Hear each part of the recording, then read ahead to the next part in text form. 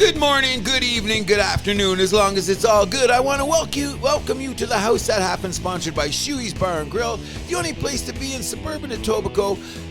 Basically, we're north Etobicoke, where we support the next mayoral candidate, Mr. Anthony Furey, and we'd be remiss if we did not say happy Pride Month to all the people that are celebrating in this great diverse city that we have called Toronto, Ontario. Hi, my name is Cruz. And I'm Andrew Milani. And we're here to talk about the iconic, insidious, and insane things that make us come to this world we call sports. How you doing, buddy? Pretty good, although I'm a little sad that hockey and basketball season is all done. You know, we got the draft coming up pretty soon, though. They call it a lull. I seen a great meme the other day, and it was a bad checklist for buying groceries, like no eggs, no bacon, no milk, no sugar. And I looked at it and I said, I wish I didn't see it, because we got basically it's baseball, but golf too. Tennis. And Formula 1. Formula One, racing. We will talk, yep. we will allude to that a little bit later. The fact is, sports goes 24/7, bro. Yeah.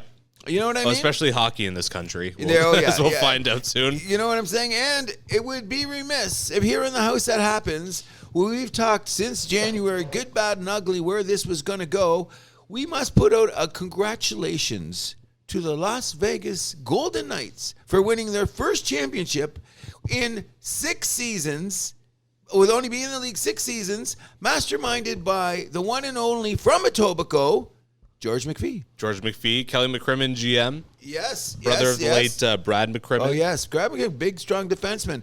Don't you think a bit, like, before we get into the actual why Florida fell apart or whatever the case may be, because Vegas did win 5 games. Yeah. So you got to say that's pretty well dominant. I'm saying, is this starting to be a template for how you could win a championship in 6 years, or just they started at a different place? They definitely did start in a different place. Unless you're Seattle, I don't know how you're really going to replicate a lot of this, given, a lot of these teams' salary structures. Maybe like a team like Carolina, this is kind of like something that they can look at, because they're the only team that was really competitive here that kind of has a similar salary structure, wouldn't you say? Okay, I know where you're going with this, but can I just throw in a little wrench in the situation? Columbus. Yes. Columbus. Okay, when did they come into the league? 2000. And what have they done for us lately? Not much. They've been probably one of the worst new franchises in all of sports in the last 20 years. Yep. You know what I'm saying? So why? That's what I'm saying. Shouldn't there be a little template? Like, Vegas won in 6 years. What's the farthest Columbus has got? Won a second round. Yeah. In 20 years. 20. Yep. Yeah. Think about that. And then Minnesota, they're the same age as Columbus. They've been to one conference final, but since then I think they've only won 1 or 2 playoff series. Yeah, but they seem to be more competitive. They'll make the playoffs, but they always seem to just be a doormat in the first round, though.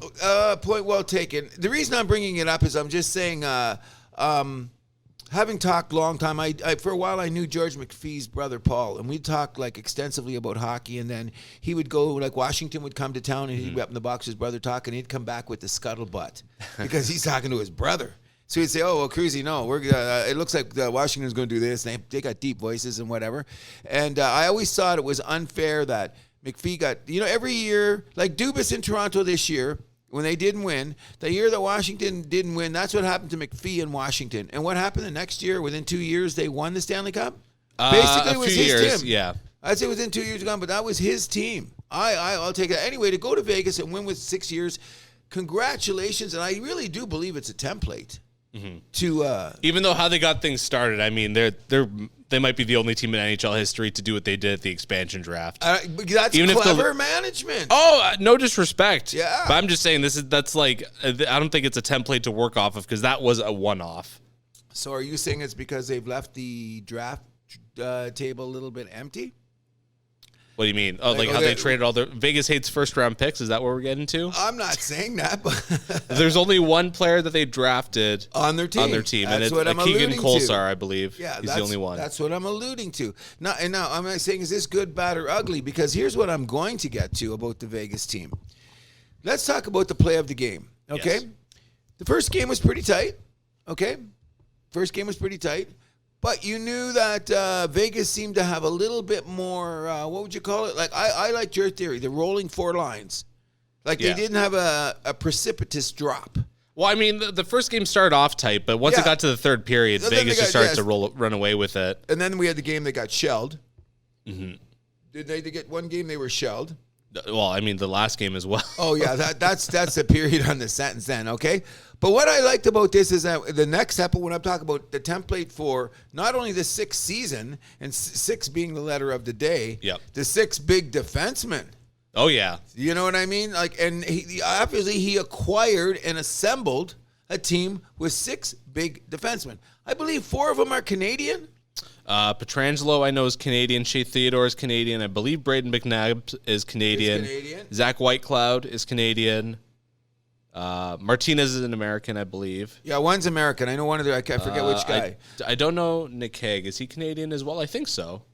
Yeah, he is. He's from 5 of them. 5 of the 6 are Canadian. Okay, 5 or 6 are Canadian, and their average height, I think, is 6'1". Yeah, they're all big boys. You know what I'm saying? So not only it was crafty. We got to give it admit that the way he assembled was crafty in the beginning. The whole way the team was assembled. Guy, getting Pacioretty, getting rid of him as fast as getting you can rid of Nate Schmidt, who was a big part of those early teams. They shipped him off to make the cap space for Pietrangelo, I believe it was, or Pacioretty, one of those guys. Yeah, but the way that they fit it in now, because they're not in no salary cap hell right now. They're okay. They're going to have to make some adjustments, but I believe that it's like when the rocket goes up and you just drop those parts off as you keep going, like the old Apollo things.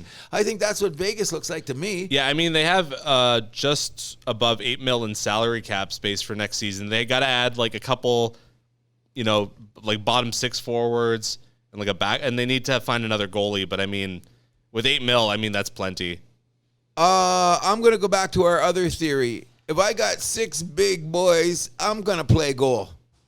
Okay, that's what I'm saying. They don't need to break the bank of free agency. No, and that's good. That seems to be the thing because we've discussed this many a times. Who are the great goalies? The guy in Vegas didn't even start the playoff. He wasn't even the goaltender to start. Yeah, he wasn't the goaltender to start the season or the playoffs. The playoffs. So you know what I mean? They found him on the scrap pile from, I believe they got him from San Jose, Aiden Hill.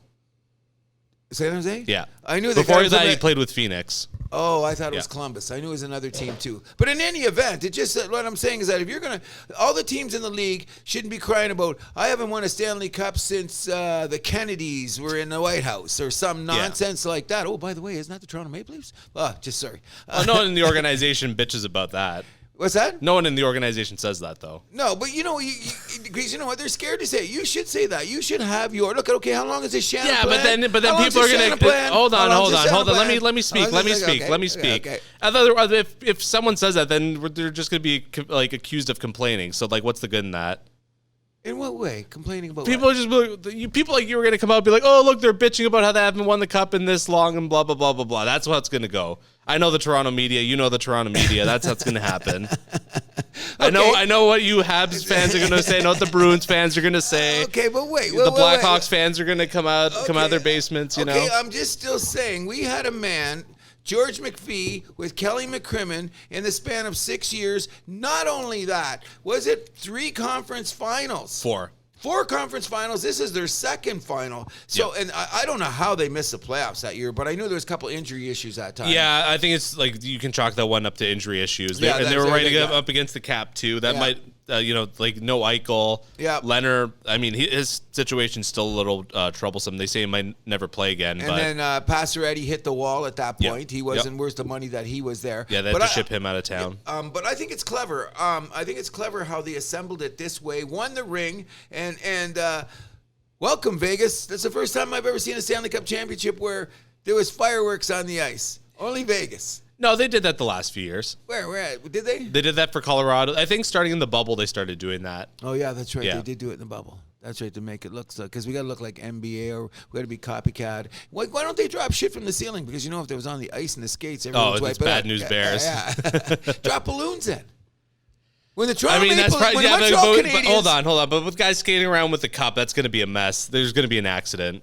Why? Because you break a balloon, hit the skate. Someone's going to trip and fall, and the balloons. family comes down on the ice too. It's going to be a mess. No, the kids will pick up the garbage. Yeah, but like one of them might fucking split their head open. Okay, in any event, we're just talking about the fact that how do you win a championship in 6 years? I don't know. But the footnote on the whole series is this. You got to give the Florida Panthers a huge credit for beating 3 of the best teams in the league to get to the finals. I don't think that this should have been a surprise because the problem with the world today is history is last week. So people seem to forget, Florida, 8th place team, made this great run, blah, blah, blah, blah, blah. Wait a second. They won the President's Cup last year. Mm-hmm. They added Matthew Tkachuk. Okay, so let's just say if you live by the sword, you die for the sword. Where was Tkachuk in Game 5? Injured. What they call that? A broken what? Sternum. Yeah. So that means he needed his brother's help to get out of bed. Thank you very much. So remember when Florida, all those series, remember Tkachuk when you wanted to fight Marner? Mm-hmm. You know, remember when you were pushing around a couple guys on Carolina? Remember when you grabbed Kotkaniemi? Like you looked tough then. Kotkaniemi at least stood up to you. Yeah. But look at all those little incidents with Tkachuk, Barkov, who am I missing? The number one. Bennett. Reinhardt, and what's the defenseman? These guys were taking, remember I said they're the sharp elbows. Yeah. The sharp elbow teams, and it got them this far. I just think that they ran out of gas. Karma bit them on the ass. Thank God that you don't pay any income tax. I'm going to say this is going to have a negative effect going into next season for this team because it sounds like Ekblad's going to miss training camp plus a significant amount of time next year. Tkachuk, maybe the same thing they're saying. Plus really? I heard he won't be ready for the season. Yeah. He won't be ready for the start of the season. But if he's ready by Christmas. I mean, that's like already like a third of the season, though. Okay, by that. But isn't he projected to be at Christmas? But he should be ready by Christmas. He won't be ready by the start of the season. No, definitely not. So now, my point being is this. When push came to shove, Vegas hit back. Mm-hmm. You know what I mean? And they did, but the thing about Vegas is they didn't get away from their game. They kept playing their game. But hey, if you're going to be hitting, we're going to hit back, which is something like maybe Carolina should have hit back more, maybe Toronto should have hit back more. But you know what I mean? When the bullies, someone had to stop the bullies. Vegas did. Well, I mean, you can't teach 6'2", 6'3", right? Agreed. That's the problem. I think that was the problem with those teams. They were built a little too small. I think both those teams, Carolina and Toronto, are definitely going to address that this offseason. I thought they did at the trade deadline. They started to, but I mean, I can't wait till we have a preseason hockey talk. I'm going to be vicious. In any event, kudos to the Las Vegas Golden Knights. the Las Vegas Golden Knights. I think that we know that Vegas will be a contender next year, and if they could possibly beat repeat mode, where do you think this is going to be for Florida? People always ask, when you lose a championship, you either fall down or where do you go? What does this look like for Florida next year? I think they miss the playoffs next year, honestly. What? With all these guys looking like they're going to be injured, I don't think Bobrovsky's going to repeat this magic early on next season. They need to go what's going on with Spencer Knight too? I know he's in. Was it the substance abuse program right now? So, you shouldn't laugh. You shouldn't be laughing. I shouldn't laugh, but I'm just saying the team's got issues. And then I apologize for that laughter. I don't think Florida is a cap team as it is, and you have all these big cap guys that are going to be out that you got to account for when they come back. So it's not just like in Apples. Playoffs. Yeah, I think they missed the playoffs. Well, there's an interesting stat I read the year that Montreal went to the finals, and when I read the article, a chill went up and down my back, which usually says the regression of a team that loses in the finals is usually harsh. Oh, it is. So, and you look at the last few teams that win the finals. Look at Tampa Bay, but that's different. They were out in the first round. Mm-hmm. Montreal went to the finals. We haven't had a sniff at the playoffs in 2 years. The year who lost to St. Louis? It's going to be 3. Yeah, stop it. I can't wait for this preseason show either, Chris. Oh, it's going to be great. Who did St. Louis beat? Boston, right? Yeah. And the year after that, Boston lost in the first round. Yeah, I believe so. Yeah, something like that. But anyways, there's I think it was the last 12 years that the Stanley Cup finalist. Edmonton, I know they missed after. They missed them. Yeah. Well, I mean, Carolina, the winners missed too the next season. Okay, that's what I'm saying. They said that when you usually miss the finals, you have a large drop-off, coyote over the cliff type thing happens with you within a season or so. And I hated to hear that, but look at the Habs. We haven't sniffed the playoffs since we got to the finals. I mean, Florida's salary structure would kind of scare me too if I'm a Panthers fan, because next season is the last year of Montour's contract. He's at 3.5. You know he's going to want a big raise. But you know what, though? He'd have to do it because let's take a look at this. I'm glad you brought this up, is because I know you want to put an epilogue on the season. But I want to just throw this in there before you get there. Speaking of Montour, this guy was a revelation. I remember seeing him before, but not as much as I was here now. And I thought that was a great thing because he's the smallest of all their defensemen, but he's the quarterback. Yeah, he runs the power play. Yeah, he's the guy that's going. He's shifty as hell. Yep. You know, and he skates like a demon.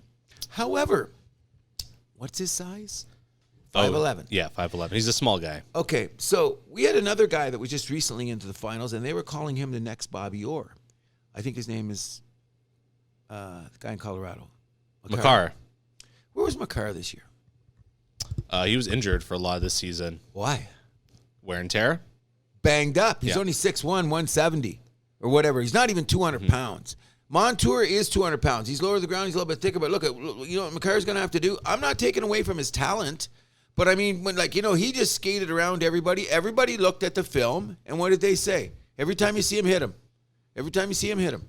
Correct? Yep. You know what I mean? And what did he do this season? He's even going to make an all-star team. Remember at the end of last season, they were talking about him like Bobby Orr, Doug Harvey, and Tim Horton wrapped into one or some nonsense. Cale Makar? Cale Makar. Well, he's nominated for the Norris this season. Are you still nominated? Yeah. That's just because he's a fan. But he put up a ton of points. I'm pretty sure he played 60. Did he play 60? Yeah. He better play 60 or shouldn't he be in there? This ain't the Bobby Orr thing. I hated that. You only play 60 games. And you know what? He had a rush at the end. I will admit, the last 20 games are his best games of the year. Yeah, he played 60 games. He had 66 points. Oh, so. Yeah, but it was mostly the last 20 games. I didn't realize he had 66 points. 17 goals. Yeah. I remember last 20 games. Okay, Makar, I'm sorry. I'll take that back. No, I won't take that back because I will see where you're going to go next year because what did Colorado do this year? Even though they had him, right? So I want to get into. I've seen the Stanley Cup favorites odds for next season, which is insane. Somehow Colorado is number one. What? They're plus 800. I don't know why. You gotta be crazy to bet on Colorado because their captain may never play again. Nichushkin could be in some serious legal trouble regarding the prostitute. Oh yeah, buddy. What? Or like there's allegations of him stealing. He's her Russian, passport. right? He is Russian. There's allegations of him stealing her passport. And I just caught up on this a couple days ago. I go, this guy's Russian. Did you heard the police tapes, right? No. Yeah. There's like the body cam footage of one of the cops investigating. Yeah. And then, like, you hear they're talking about the girl, and, like, all she kept saying was, like, he's a bad man, took my passport. Wow. Yeah, so it's I'm not saying he's guilty or not guilty. He gets to court. Yeah, I'm just saying he has a good lawyer. He could be in some very big trouble. Yeah. Oh, okay, I got you. But I'm saying overall, though, but most of those guys, but you know what I'm saying? I don't believe that because there's something that's the straw that stirs the chemistry of a team sometimes. I think letting Kadri go too quickly, just like Toronto did. Well, I mean, that's salary cap. I mean, had they known where things were going with Landeskog, they might have had the foresight to sign him because they would have had the cap space overall. But I think they were anticipating Landeskog to come back for Christmas. Oh, but said he missed But he's going to be back next year, though. So who would you rather they're have? sounding like his career might be over. I hate to hear that. I like Landeskog too. Me too. I like him a lot. So, but if you had to make a choice right when they're at that particular point in time, who would you take first, Landeskog or Kadri? You can't let your captain go. No kidding. That's what I'm saying. And, and on any given day, I would rather have Landeskog over Kadri, even though I like Kadri a lot, just because a little bit more of the scoring prowess. Yeah, and he's got Landeskog has a higher ceiling. Yeah, definitely. That's what I'm saying. But in any event, these things like that way. But it bugs me when you see. The season's not even a week over. Is it a week over yet? Nah, it's only been 5 days over, and they're already calling next. That's why betting's just wrecking sports. Eh? So if I want to say a good value bet, Seattle plus 5,000 to win. Yeah, to win the cup. What's Montreal? Plus 12,000. What is it? Can't you see if they make the conference finals? I'm going to make one of those. I haven't seen. This is just Stanley Cup odds. Okay, well, I'm going to do that at the beginning of the hockey season. Remind it here. I'm going to put $50 at Montreal makes the conference finals. I would say if you're looking for good value for Stanley Cup odds, Oilers plus 1,100. I'm going to get to this in a little bit, but I think Edmonton, I think their time is coming next year. I think they're going to win it all next year. They're my way too early pick. New Jersey plus 1,300. I think there could be some great value there. Oh, I think New Jersey, that would be very good. Because I think New Jersey's just like a player or two away from protecting the Hughes. Because remember, they're a little small up front, so they got a little frazzled. But you could say the same about Edmonton. They just need to add like a couple like defensemen, maybe a couple depth forwards. Yeah. Oh, you know what? I would carry the load. I think Jack Campbell's going to have a bounce back here. I think so too. And I really believe that they should have started him in one more game to give him a chance to redeem himself, but they sold out to Skinner, and look how that worked out. Because he had a couple horrible games. Yeah. I remember Campbell coming in relief showed, but I guess they said they did that old school come to leave the dance with the girl you came with nonsense. Vegas didn't do that. Well, I mean, they were kind of forced into that position. Their guys were getting injured. Oh, that's true too.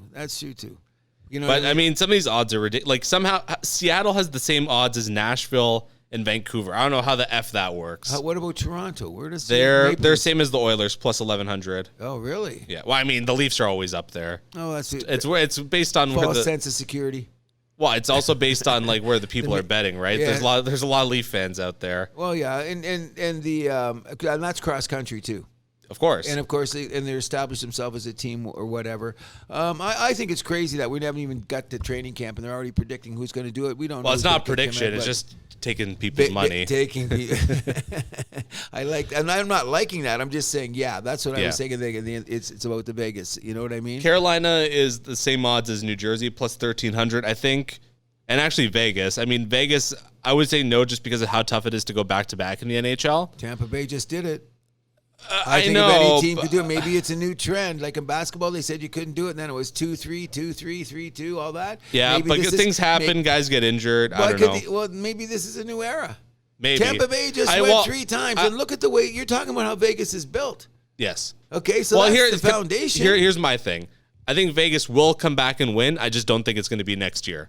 So like that Chicago thing where they won Chicago, the LA one. thing, yeah. Win last one. Okay, that seems a bit more realistic. Okay, I'll buy into that because I don't think Vegas is going away. No, they're not. With this lineup, they'll and make the playoffs the next year. They'll win like at least a round. Oh, maybe 2. Maybe 2. I mean, but if again, I see them in the conference finals, I'm not going to be surprised. No, but I mean, like I said before, I'm really high on the Oilers going into next season. I'm not.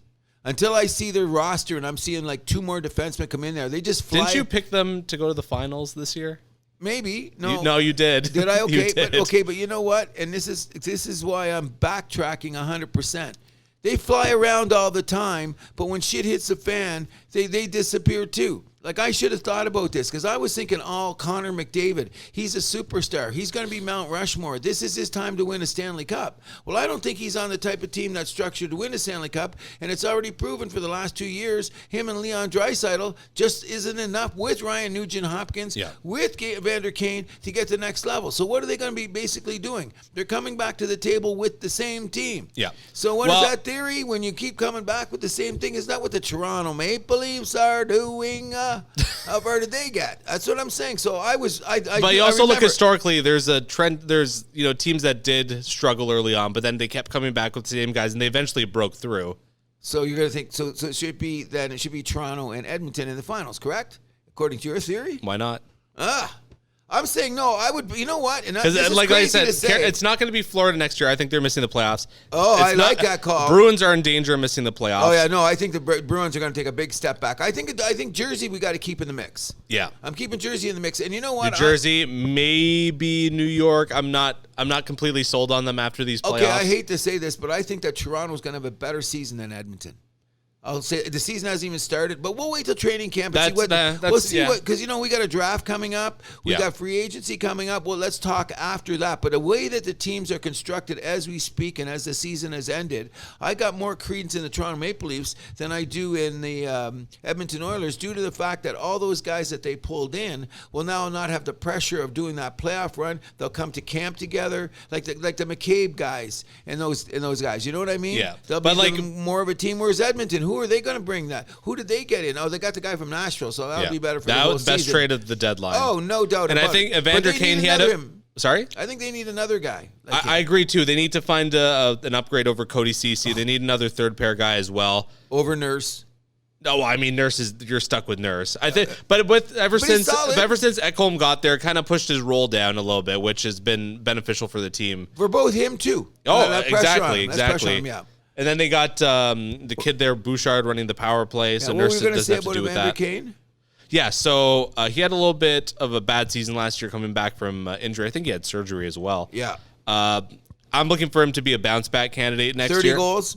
Should be. I'm thinking so too. 30 goals, 30 assists at least. Okay, but I agree with all Probably of that. more given that he's playing with those guys. Okay, that's Should be closer to a point per game, ideally. Well, and it may have to be that. You're a good promo guy for the Edmonton. But, I mean, Edmonton, I would say they were the team that gave Vegas the hardest time to these playoffs.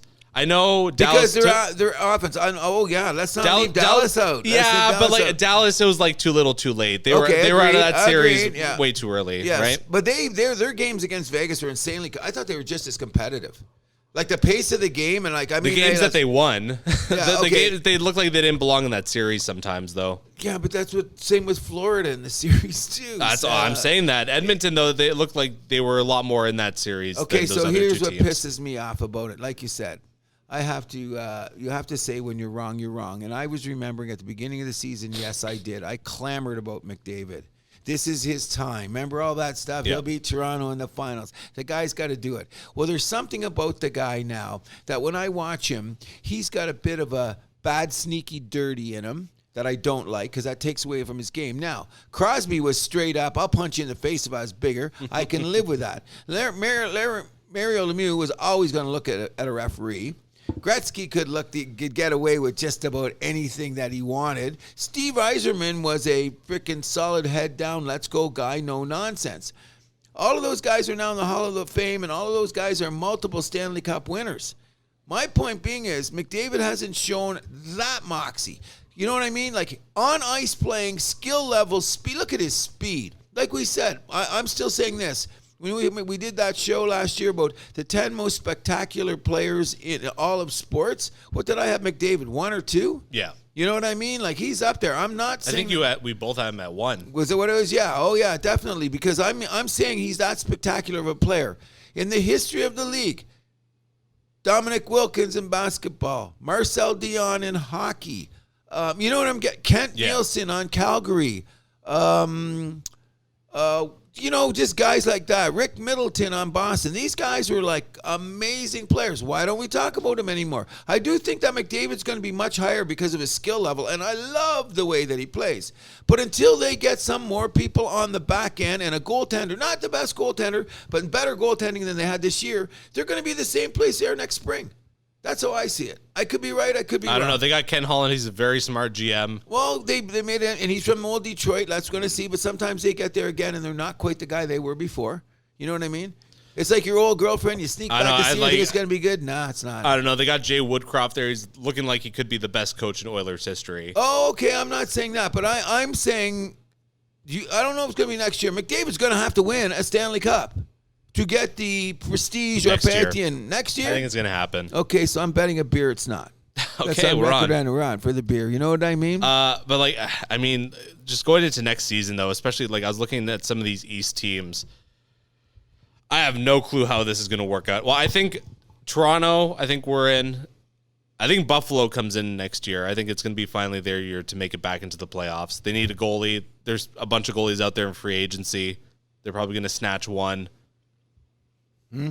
That third team there, it's probably going to be like Boston or Tampa limping in there. Hi, we're the house that happens. We keep tabs on the Habs. Okay? When we sneak in the back door with the formula I'm talking about, you know what we're going to camp with? You see the boys we got on the back end that we're going to camp with on a defensive level? And some of them already proved a little bit of moxie. And as long as we keep Savard to keep the horse in, we may have... What if Owen Beck plays as good as he does? We have Owen Beck blossoms on the front. We got the kid from last year. We got a high draft choice. We were a bit competitive. Our salary cap is great. And we're this close to having those 6 defensemen that I'm screaming about. It's going to be the credence for the rest of my life. I don't think you're as close as you think you are. You still got another year of Joel Edmondson. Stop it. Who says that? Who says, why can't we? There's years. We're the Habs, man. We do magic shit out of nowhere. We suddenly come out and do things like, remember we beat Pittsburgh a few years ago? You know, Edmondson has a no trade clause, right? He's got 10-team no trade list. Who's that? Edmondson. Yeah, I know that, but let's just so you can't buy just him dump out. him anyway. You don't, yeah, buy him out. So you want to be stuck with his dead cap? But I think he's for 2 only years? 2 more. Is it 2 years? I'll do because we got the young guys. Because you have 1 year left on his deal. But how it works is like you basically double that time if you're going to buy him out. Let's see how much that would cost to buy him out. You know what? Then he better be our 6th defenseman. Come on. But he's a big boy too. 3.5 for your 6D. That's Okay, so yeah, you'd be saving. I mean, you could buy him out. I really don't see them. No, I don't see it happening too. That's just a dream. You can play better. Maybe he'll just play better. Okay, that's what I'm. I've seen. I don't know. At a certain and I'm not. point, I'm not. I think he's a third. I think he's a third pair D. But I think I said number 6, didn't I? I'm number 6. No, but I mean, but given the structure of your team, I mean, the left side is pretty weak. I think Matheson and Edmondson are your top 2 on the left side, no matter what. Because even you keep talking about the kid on London. Oh yeah, he's a right side. He's a right side too, right? Logan Mayo. Yeah, he's a right side. But you know what I'm interested in. What I'm interested in more than anything is, let's just go down the list here. This kid Barron, 6'2", Edmondson, 6'4", Caeldon Gooley, 6'2". Okay, Jordan Harris is only 5'11", but he's more of the Montour fit of a defenseman. You know what I mean? He's that style of a defenseman. He's not that. Let's go down to our guy Matheson, who if we get rid of him, that's cool. I don't have no He's problem. another guy with a no trade clause, though. I know, it kills me, but he's 6'2". Then we get to Dennis Savard. He's 6'1". Then we get to Wyndham, who I hope we get rid of. He's 5'10". And then we got Aberjacki, who's 6'4". They're not talking about the 2 kids that are down, including Logan Mayo, and I forget the other kid's name. I think he's a European finisher or something. Another guy. They're expecting him to break camp as well. Yeah, but another defenseman. And both of those guys are over 6 feet tall. You know why I'm talking like this? How many years were the Habs the smallest team in the year? Bunch of water bugs. Oh, my God. How many times were we the Years. smallest That's team? all I remember is that team growing up. You know what I mean? The smallest we were, we're fast. We're water bugs. We'll get around and get knocked around by the playoffs. We're gone because of size. You know what I mean? It used to drive me crazy. And I used to have to defend this. As a Hab guy, and I'd look at our team, and with all the Hab guys, me and Serge would get together. I go, Serge, I don't know the size of the team. Well, Cruzy, we're going to Serge, look at the size of the team. We got one guy over 6 feet or some shit like that. You know what I mean? You guys still do have some small guys up front. I don't worry about that so much because, look, they protected Jack Hughes. He's not big guys. Oh, but I'm worried about that Suzuki Cofield smallness. I'm worried about Gallagher's contract. Oh, you know what, though? If Gallagher plays 25-goal season and plays both ends, he had some injury issues. He's only 31. I think he's past his best before date. I'm not saying that. I'm just saying, but he's still a serviceable part. Josh Anderson, I mean... I love him. But he only shows up against the Leafs. Oh, stop it. Stop it. How many assists did he have last year? I forget. He's not an assist guy, so go stay in the corner. What are we doing with Drouin? Get rid of him. He's gone. Okay, so we got our rookie guy who you might have to. You have that Christian Dvorak who might be the guy. Actually, he's got no trade clause, so I don't know if he's exactly the guy you move out for.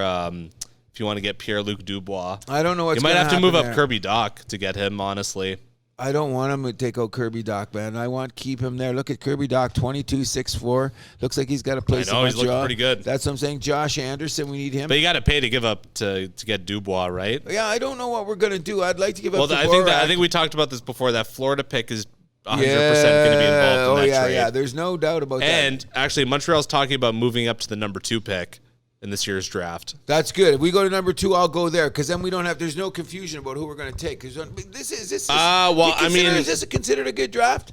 Yes. Okay. A lot of skilled forwards. Yeah. So we'll get the guy. You think he's the guy you were talking about, the American, right? Will Smith is the one they're talking about. I haven't seen the scuttlebutt. I'm watching too much golf lately, but I heard that they were saying Montreal has been doing some dancing, but I went on site. People were speculating. Mm-hmm. Was it this, that? But I didn't hear that till you told me. Yeah. So, but if we go up that high, and that guy, he's a university guy, right? Yes, he is. Yeah. So he's a guy. I know the guy. He has a high skill level, but he'd go down to AHL, I think, next year. I don't think he'd break camp. Big boy, good hands. Yeah, I guess you can go to the AHL straight from college. Yeah, I think it was, or where else? Or he might go back to college for another year. Who knows? That's true too, because they say the good thing about college is you got more time to practice. Yeah, more time to train in your skills. We're always. And you're playing against men too. And you're playing against men. Yes, yeah. So that works. So I don't know. We're gonna see. I would do that. I would go up to second, or I'd give up the draft pick. Yeah. I know in between. I don't, because all the guys there, especially the mystique about this whole draft is going to be, and it's like a world politique issue right here. And not that we're political on this show or anything, but we have a little thing going on across Europe there. People seem to forget that guy Putin still blowing up kids, and we don't know what's going on in the ground in Ukraine, and blah blah blah blah blah. But somehow, some way, this kid, then maybe 10 years from now, he could be the best guy in this draft. Is signed with the KHL. For another 3 seasons. For 3 more seasons at 19. And I'm starting to say, I really believe that, comrade, you play in this country, give you a hard time. Don't go to NHL. We are KHL. And that kind of stuff goes on in Russia, you know what I mean? Oh, yeah. Then you notice like how many, that the KHL has had much more, during the pandemic and now during this, since this war, the quality of players that have stayed in the KHL has increased. Not insanely, but incrementally. Yeah. And this season it's going to show it's going to be a little bit more. And not only that, some of these teams, I don't know where they're getting the money from, they're starting to throw a little bit more money at the guys like, say like a Savard. How old is Savard now? Let's just say Savard on Montreal. Okay. He's got to be in his 30s. Okay, he's 32 years old. His contract ended this year. The Russian teams have been throwing secretly. That's what I've been hearing. And one of the guys that said it was, I don't know, was Elliot Freeman or the other older guy who's always on TV about sports, older guy, said very secretly, one of the agents is saying, and the agents are scumbags, that they knock on the door. Yeah. They knock on. A lot of guys say, no, man, I'm staying in the NHL. I ain't going to Russia. But there is a monetary increase enough to make you think about, you know what I mean? You do have to sniff the roses. Yeah. But most of the guys end up saying no because they want not to do it with Russian. And considering the war and all that stuff now, it's getting harder to be. And that's probably why they're offering a little bit more money. Sure, because they have to. You know what I mean? But last year in the KHL, what, 20 Canadians played in the KHL last year? Yeah, that sounds about right. It was over 20 of them? I that's what I heard. I don't know the number. I forget the guy that's the most, that we know the most, and I think he used to play for Detroit. I don't know if it was Hurdle or somebody like that. I can't remember. I'd have to go look at the KHL rosters, which I'm not going to do. But, yeah, but there's one guy, and he's in his 30s, and like when I realized he was playing in there, it was one of those guys, I'm going to look it up for the next show. It was like, you thought he'd be playing in the NHL this year. Let's just say like a guy that might score 20 goals and kill some power play. Sure. Like a penalty killer guy. And all of a sudden I realized, hey, that guy's in the KHL. And a couple of older defensemen. Yeah. That you'd probably know. But it doesn't really matter. The bottom line is what I'm trying to get at is that I hope the Habs either drop or go for the number 2 pick. Because I'm saying we were competitive for a while, then we sat everybody down at the end. The real revelation that we've had is our goaltender played amazing when we won the World Hockey Championship. Yeah. You know what I mean? Montreal. Yeah. And he's starting to be what we've talked about earlier in But the that's year. not just him having like a good week though. Stop it. I'm just saying. Wait I'm a just second. saying Didn't we facts. have this discussion? It seems to be that once goals get kicked to the curb, if the right people pick them back up again, you got a gem. Sure. Okay, it's been happening around the league. We went through this on one show. How many teams have the goalie that they've drafted? Not many. Okay, who's playing on the Toronto Maple Leafs? Will be the starting goalie number 1 this year. It's going to be Samsonov. Okay, but who's going to be his backup? Probably Joseph Wall. I think Joseph Wall is going to be your starter by Christmas, personally. Or they're going to be 50-50. We drafted him though, so. Now, that's a good thing. That's what I'm saying. Let's get back Now, to drafting your goaltender. I want to talk about the Leafs a little bit too. So there's rumors that they're talking to a bunch of big bruising forwards. I don't know if you've heard about this. I hear some scuttlebutt. So Milan Lucic and Corey Perry are the big ones. If they sign Corey Perry, I'm going to be upset. Milan Lucic on a 1-year deal to play 4th line, I sign up for that. What are they going to pay him, $800,000? Yeah, probably close to league min. But the guy's freaking slow. 4th line. He was pretty effective on Calgary's 4th line last year, I thought. At times. Really, Milan Lucic. I've had a good hate for him, especially when he was in Boston. You know what I mean? Sure, bring him along. Prime Milan Lucic was like such a unicorn, though. Oh, my God. I would take him in a minute. When he was 28 years old, I'd take him in a minute. What's he now? 35? He is... Don't take Corey Perry. He's got too much...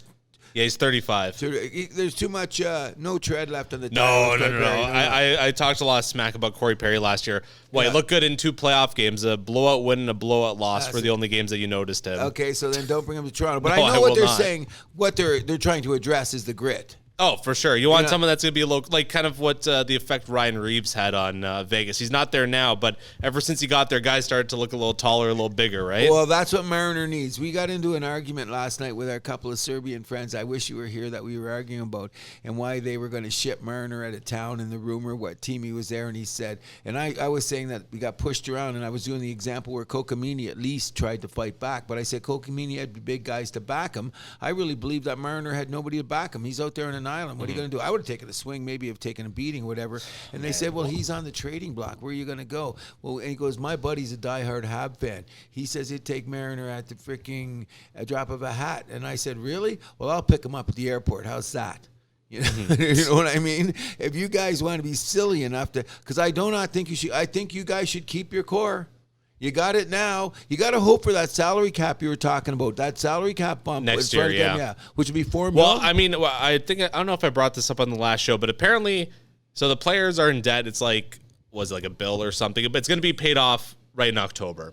That's good that you know that, because I've heard that along the way. Until you told me, I forgot about that escrow money. But hold on. So Gary admitted to the bean counter still counting from the last 2 seasons. So the players might have already paid off their debt.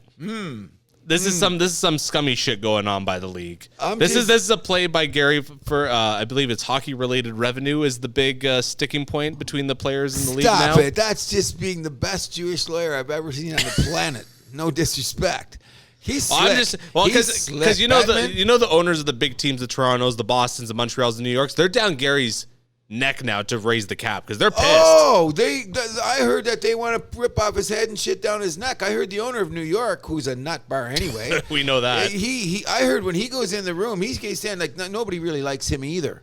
Okay, but no, surprise. But I heard that a couple times. He's in the meeting, like when they go in those rooms. Yeah. I would love just have the opportunity to be a fly on the wall, just to come into that meeting when it's just owners and the commissioner with the door locked. Everyone's got their food and a bottle of scotch. Okay, let's discuss this. I would love, because I hear Gary Bettman comes out of there and freaking his ass is a little sore at times. You know what I mean? Like, oh, sure. You know what I mean? But what he does is then you got the Columbus, San Jose,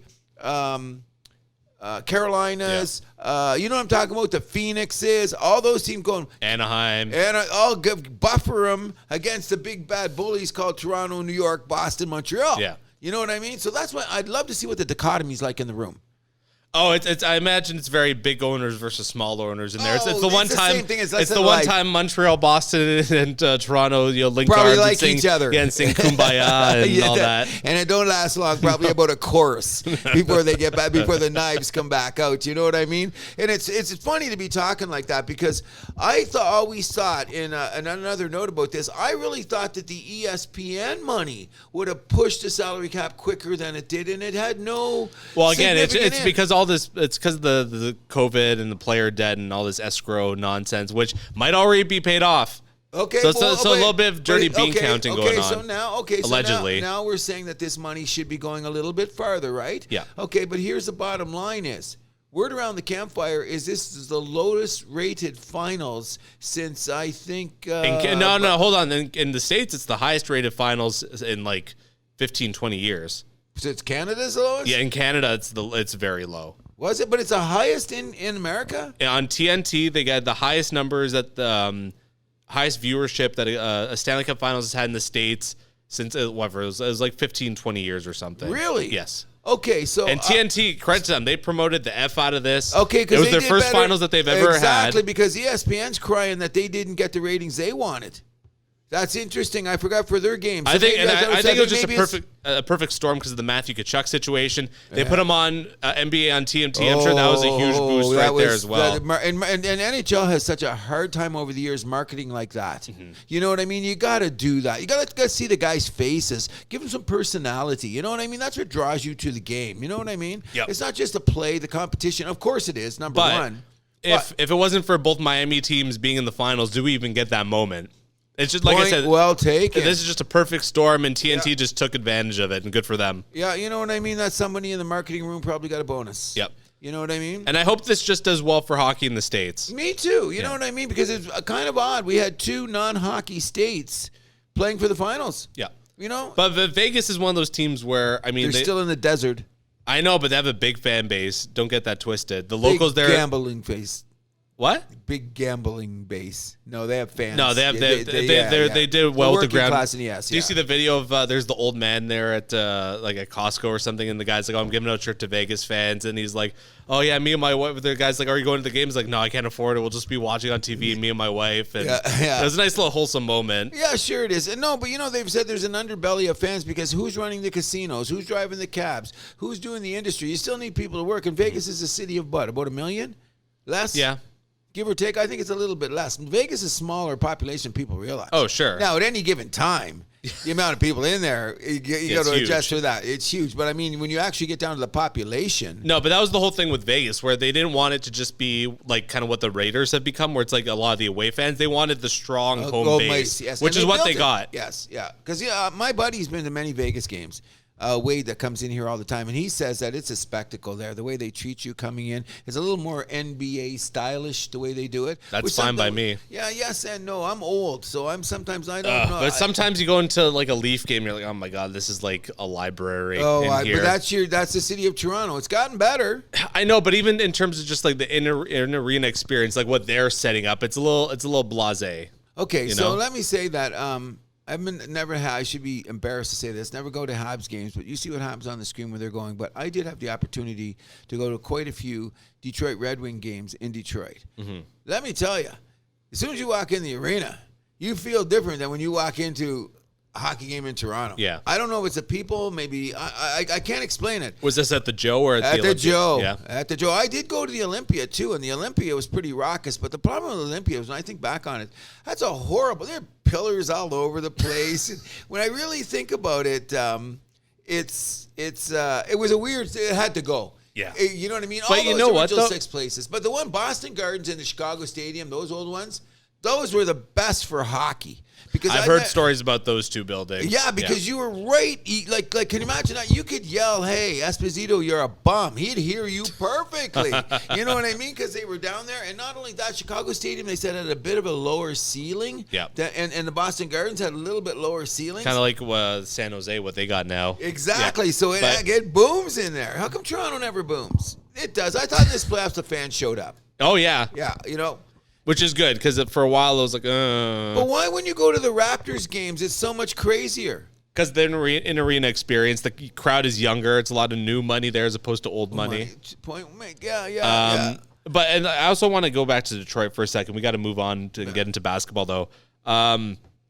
We went to a game at the Little Caesars Arena. It wasn't quite the atmosphere you're describing, though, which I think is interesting. Well, you know what it is. Maybe the teammates, I haven't been there. I haven't been to a game in Detroit in about, I'd say 12, 14 years. And I've never been to Little Caesars, and I heard it's a little bit more staid due to the fact that that's new Detroit money buying the boxes, so people are sitting back with Gilbert and his crew. So I heard it's not as wasn't as raucous. There's that too. I mean, it might have also been that the team was just really bad at the time where we went. Yeah, so it wasn't even close to a sellout, which was that's the thing Detroit. that shocked me, because I thought this was supposed to be Hockey Town. I was expecting a sellout. No. Let me tell you about Detroit. I was going for it was a Detroit Buffalo game. Me and my friend were being trolls, so we were going for the Sabres that night. Okay, that's really cool. We were trying to piss people off. It wasn't sold out, was it? Not even close. No, and here's the deal. My buddy now, who lives down in Amherstburg, Cobb, big shout out, 30 years on the Peel Regional Police Force, but now is happily retired. He's gone over to a couple games, and it's interesting that he said, because he's got some connections, he's been to, because it's the Red Wings and the Pistons play. Yes. They both play there. He said there's also a difference in the crowd. When you go to a basketball game, as you go to a hockey game, because he's been both last season, and he said, when we talk about how, like, the difference when you go to the Raptors, Leafs kind of deal, he said he noticed the difference. There's just a tad more, I think it's because when you got the ice and it's back in, and you got to close the arena down closer, and you get to the action more. Maybe that's it. I don't know. But I'll tell you what Detroit's about, except for the Lions, which is ridiculous, and I love that, because being the disciple that I am, is that when Detroit teams aren't winning, people stand on the couches. Ask the Tigers. One of the historic teams in baseball. Maybe not now so much, but you know what I mean? Ask the Detroit Tigers. Their attendance is solid, but when are they top 5 in attendance? Unless they're winning. Yeah. You know what I mean? The Pistons, when are they top 5? Like right now, their attendance is suffering, being the shit team that they are. And like you said, you just went down for Buffalo and Detroit. But however, when you go to the Detroit games, and the guys are telling me, when Toronto plays, Montreal plays, Boston plays, and Chicago plays, the place is pretty full. Yeah. For like those traditional teams. But like you say, like when Columbus comes to town, the arena's 20,000. 1 year what they had? 8,000 showed up, 9,000? Mm-hmm. That's, operating costs. You know what I mean? God bless Detroit. You think they're going to make a run this year? I hope they're a sleeper team.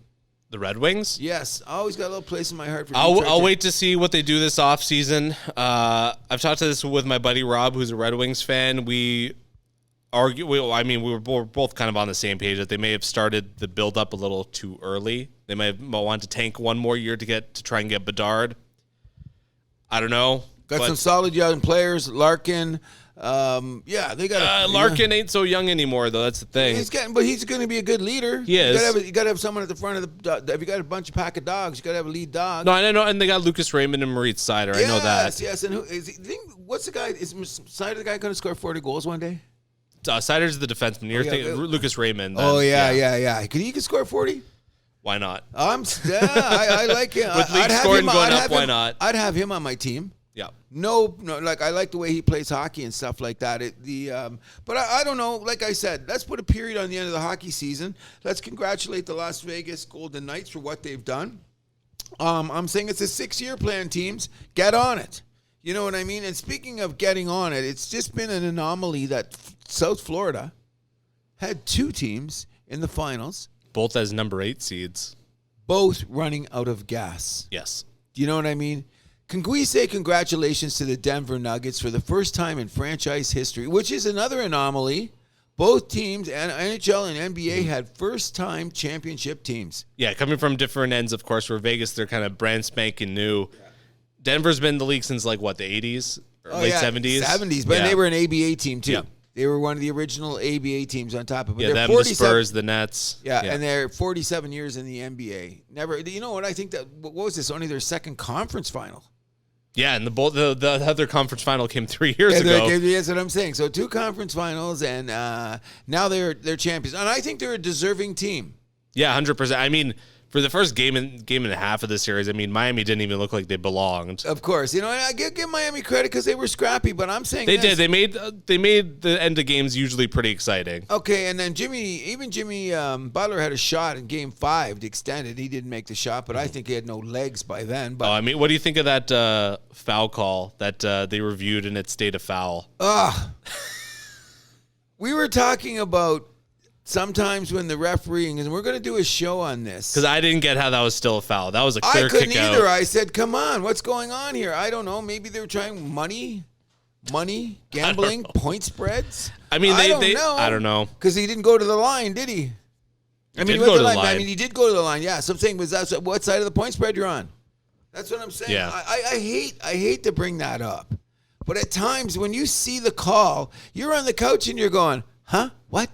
Really? It was a clear kick out to 100%. 100%. Everyone's seen it. And how do they react to it? Let's go to the booth. No. It's a foul. Go to the line. I go, hey, ref, what'd you bet on tonight? Check the point spread. Because you know what? If you check the game, Miami covered spread. Oh, really? Yeah. What was the point spread? Oh, I guess it was 8.5. 8.5. Okay, there you go. They covered the spread. You know what I mean? So I'm not saying that had any factor in anything. Coming out of Vegas, just winning a Stanley Cup. Stop it. 100%. But what we are seeing here is maybe the beginning of a new NBA dynasty, so to speak. Oh, it certainly looks that way because we talked about this before, Denver's salary structure. I mean, the salary cap of the NBA is going to change in a couple years, though.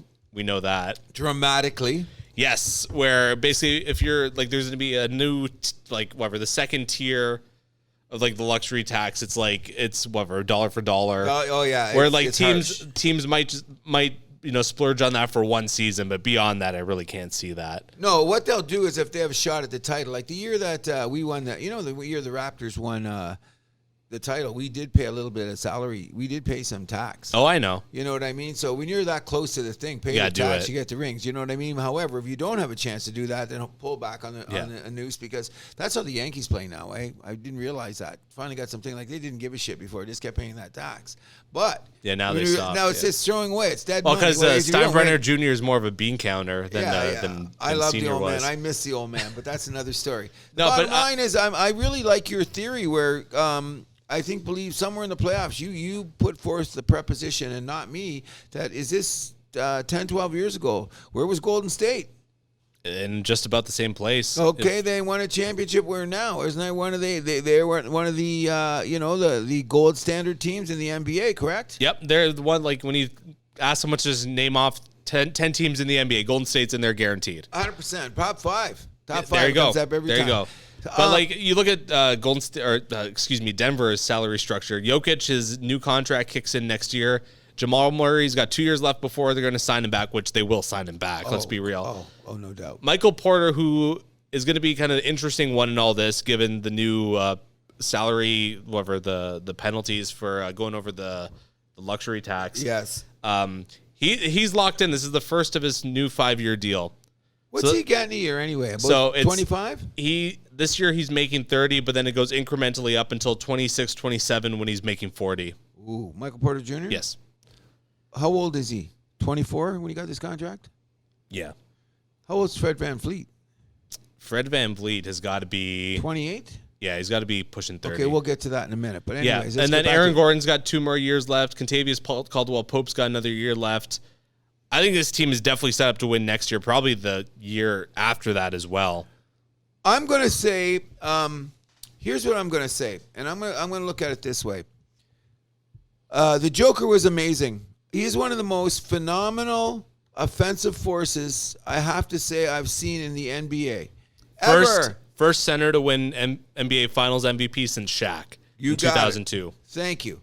Not only that, the laser light passes, the soft touch. He's a lot tougher than people give him credit for. Yep. However, the only drawback is sometimes he flaws defensively. Okay.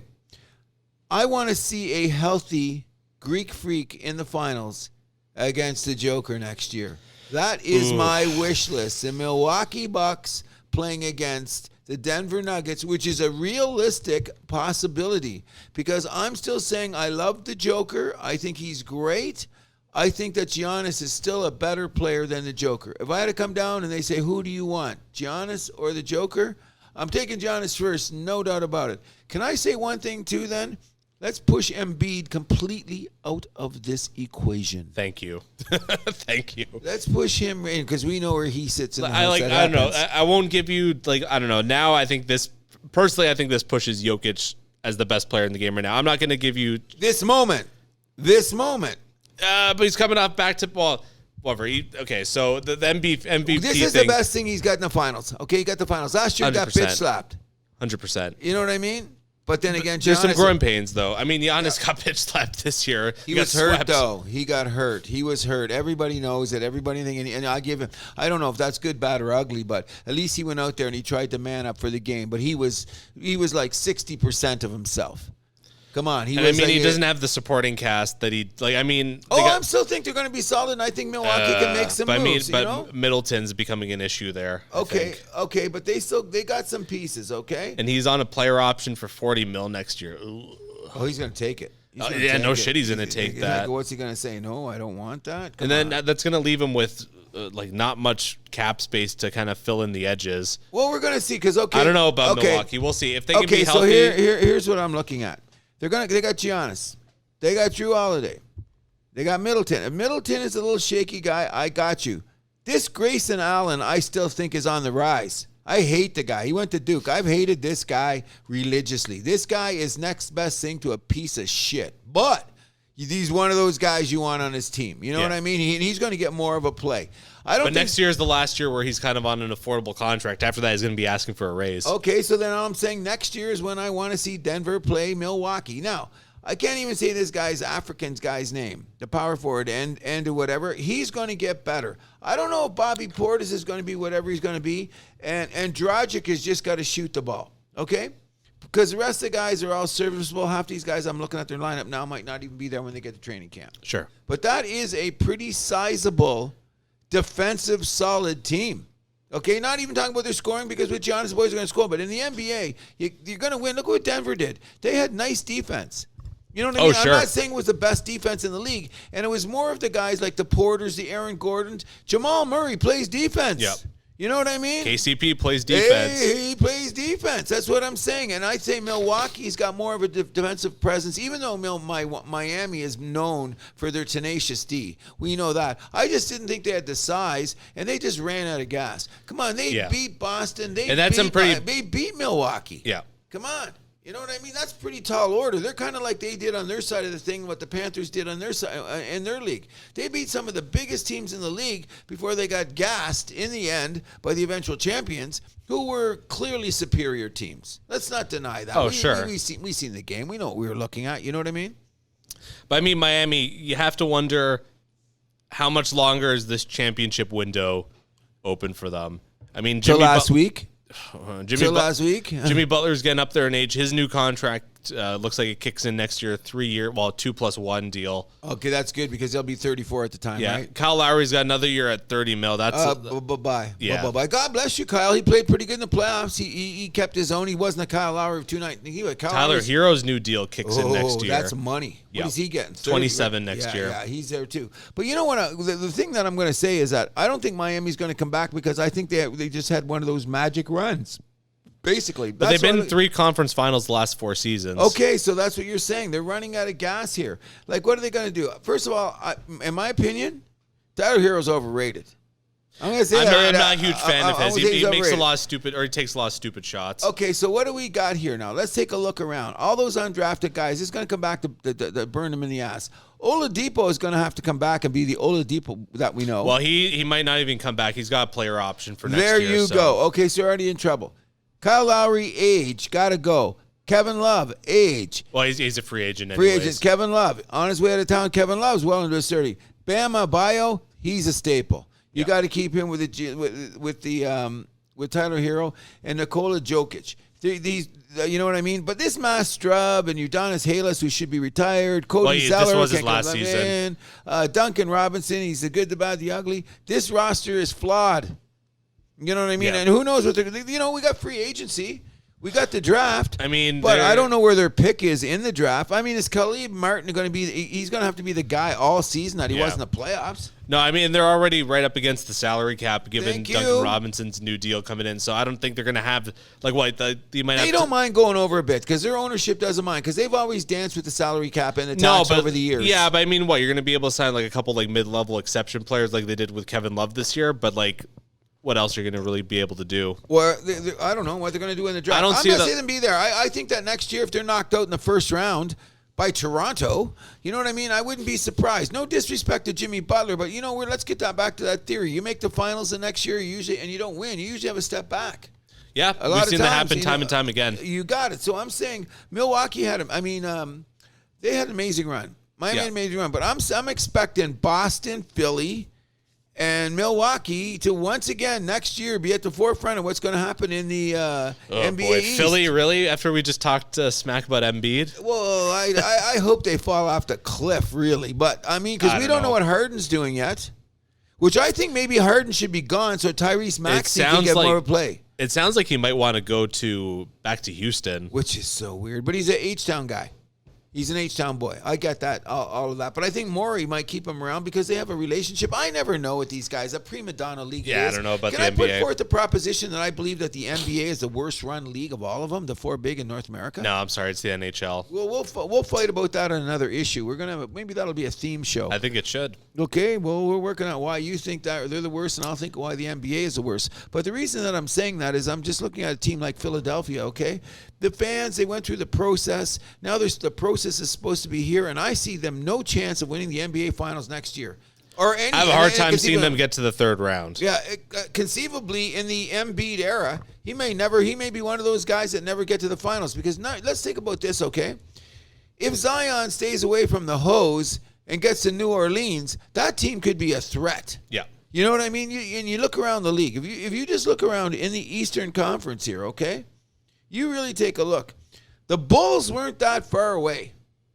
They need some adjustments. I think their roster could be better. So the Raptors, I think that Masai is going to pull some magic. We'll talk about them in a minute. We're going to be there.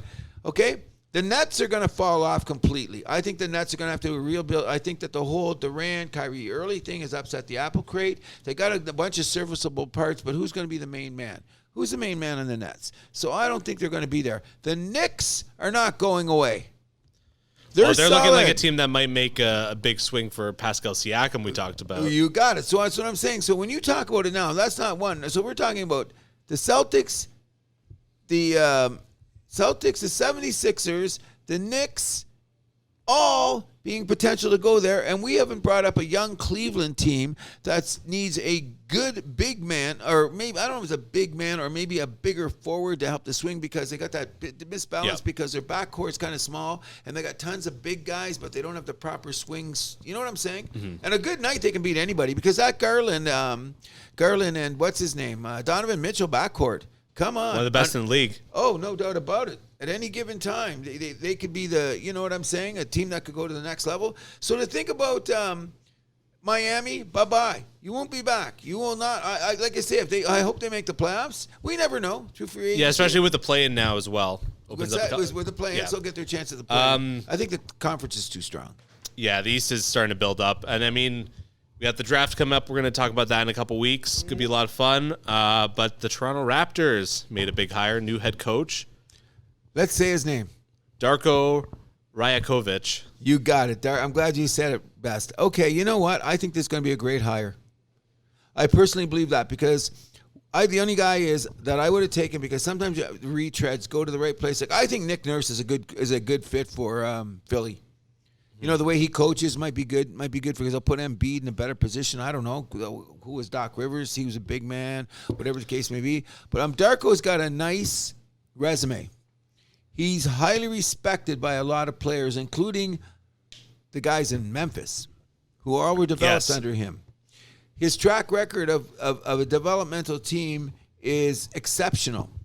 What my question is Masai is this going to be a full-blown rebuild, or is it going to be a case of making adjustments? I think it's going to be a case of making adjustments. Me too. I don't think he really wants to step back that far. And you know what? We're not that far away. We need a couple pieces, there's no doubt. So let's just we got to keep Fred, though. Oh, can I be on? Hey, Fred, if you're listening to this show, I'll pick you up at the airport. Let's have a beer. Let's discuss this. I've been arguing with people all over the city about this all week. Every time you lose a guy like Fred VanVleet, you're out looking for a guy like Fred VanVleet. You know what I'm saying? I think he just opted out because Masai's going to give him a bigger contract. I'm hoping, because our point guard depth is just atrocious. Like what Malachi? Yeah, well, we're gonna have Malachi Flynn starting games for us. Oh my God. When does he leave the team? I was high on him, but he's got to go. Yeah, I'm not sure about him. You play this many years in the NBA. He's looked like he's reached his ceiling. Yeah. You know what I mean? It's Which funny. is 10 minutes in a good game. But really, come on. And it's funny. The Raptors just can't draft point guards for whatever reason. We had DeLon Wright, who never really panned out. The guy went to Orlando. He was looking like a guard, but he went to be forward. He was on the bench with who now? He's at the end of the bench at Miami. Terrence Ross? Terrence Ross. Yeah, where is it? Yeah. He was more of like a wing kind of guy. Right, but he was supposed to bring the ball up. Who else did we try? We had Jose Calderon. I gotta love Calderon. No, he was great. It was okay. With his buddy, the dirtiest player who had to go back to Spain because they broke his leg. He was so dirty. What was his name? Oh, he wore number 15, right? Yeah. He was all rookie the season with Bargnani. Yeah. That dirty. Oh my God, Garbajosa. Yeah, I like the guy with the dirtiest player. Yeah, he had to go back to Europe. Yeah, they busted his leg. They said, "Hey, take this, you dirty bastard." Remember, he got that bad broken leg. A lot of players around the league said someone moved on him that way to break his leg because he's elbows, shots in the balls. He was a Spanish player. Shit. He was. And where did he go? Right back to Spain. And I think he won a championship for 2 years in a row with one of the Spain team. I'd like to look it up. But if you look at the roster, they got to keep Jacob Poto. Okay? Well, he just gave up assets for him. Okay, so, and I think he's got potential to go on. So here's what I'm saying. I'm not re-signing Gary Trent Jr. Down the road. He's gone. Okay, I have no particular reason. Sign and trade candidate. Whatever the case may be. So what's going to be the solid of this team? I think it should be Anunoby, Poto, Fred VanVleet, and my favorite Raptor, Scotty Barnes. That should be your nucleus, which leaves you with what? You got serviceable parts like Boucher. I don't think we used Precious enough this year. He had the injury issues. He's going to be solid. Otto Porter Jr. was injured a lot this year. I think he's going to be a big part of the team next year coming off the bench. And I even think more of a sleeper is going to be this Koloko guy who is so raw, but so much potential. Like, I mean, like, let's go back. I'm not going to say he's like going to be a Giannis or anything like that, or even a Bam Adebayo, but remember when those guys, their first couple of years in the league, you looked at them and said, this guy's got, like, you've seen Giannis, and you said, there's something about this guy. And now look at him. You know what I mean? When the Joker came into the league, something about this guy. Okay, I see this guy here, and one of the problems he had was foul trouble, because he didn't get respect from the referees. Mm-hmm. So every time he jumped in there, they're calling the guy. So maybe with another season, they get used to his style of play. I'm thinking we're going to keep Let's hope. Do we keep our Rexdale guy? Rexdale. Banton. Is he a serviceable part? You need depth.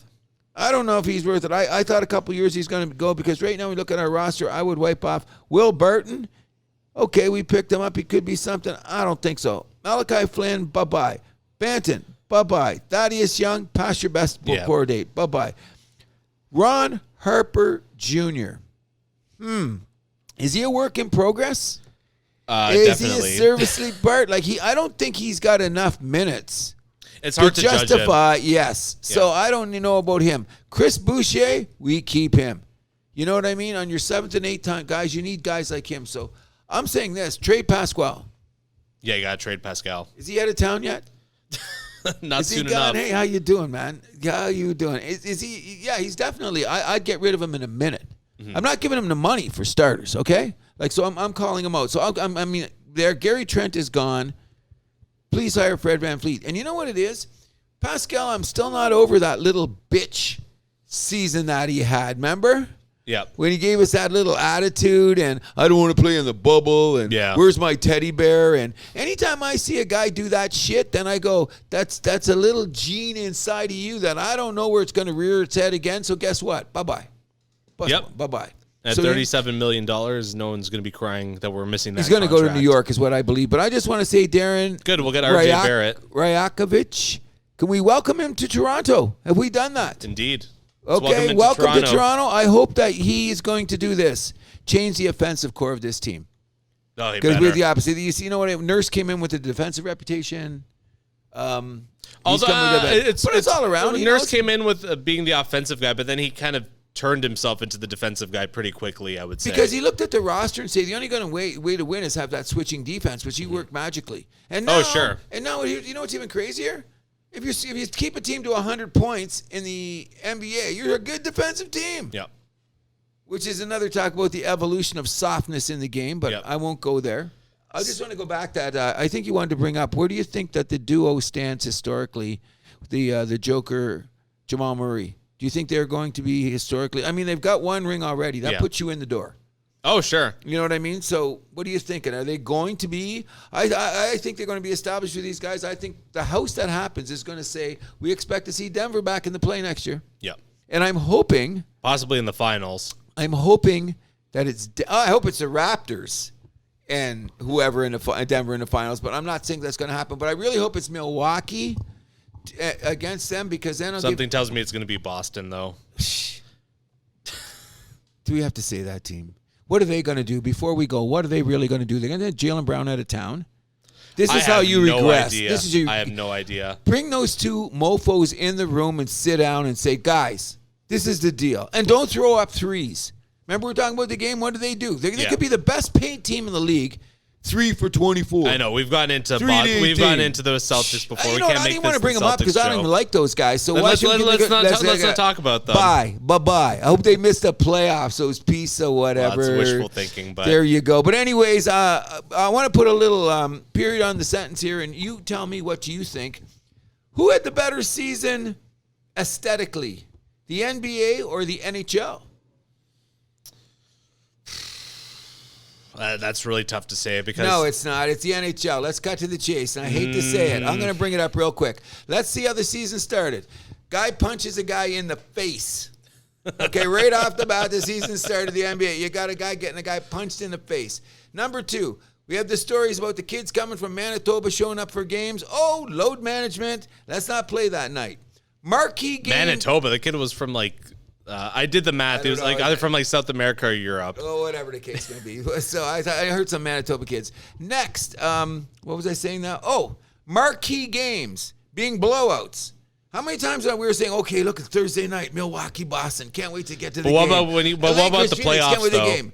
Playoffs are good, bad, and the ugly. I thought times it was very good games. The series was over in 5 games. I know, but the NHL, both conference finals were like over before they started. Okay, so that's what I'm saying. So, what was the NBA? Was it much more?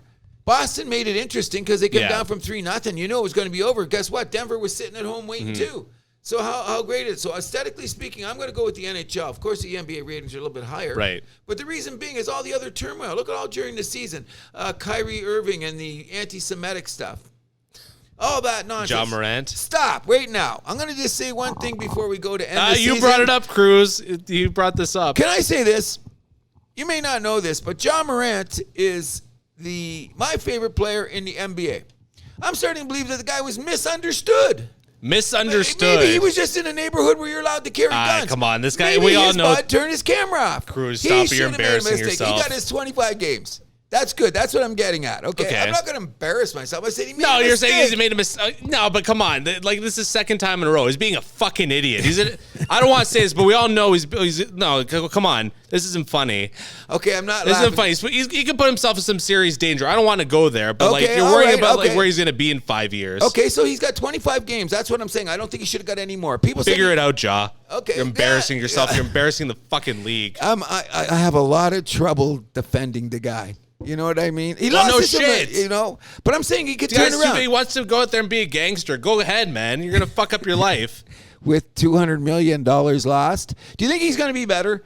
I'm gonna say. I hope so, but I don't know. I gotta see progress before. I'm 1 in 1 million. I bring up John Morant, and I just got the same result I got from you right now. Cruz, what are you doing? I'm just saying, I don't know. I've never been 23 years old with $200 million in a strip joint with my buddies.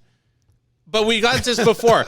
Do you think Jay-Z's the guy holding the gun? No. Okay, no, it is. Security. Yeah, okay, but somebody else should be doing it because a lot of boys in the NBA, it's proven now, all the guys put their guns away now. You've heard that, eh? Well, yeah. One of the whispers was, there's a smart way to do it. Yeah, Jaw's not doing it the smart way. No, it's just like this. I heard the analogy best was this, and maybe you brought it up, and I'm going to agree with this. When Jay-Z's out for the night, do you think there's anybody in the room with Jay-Z that's got a gun?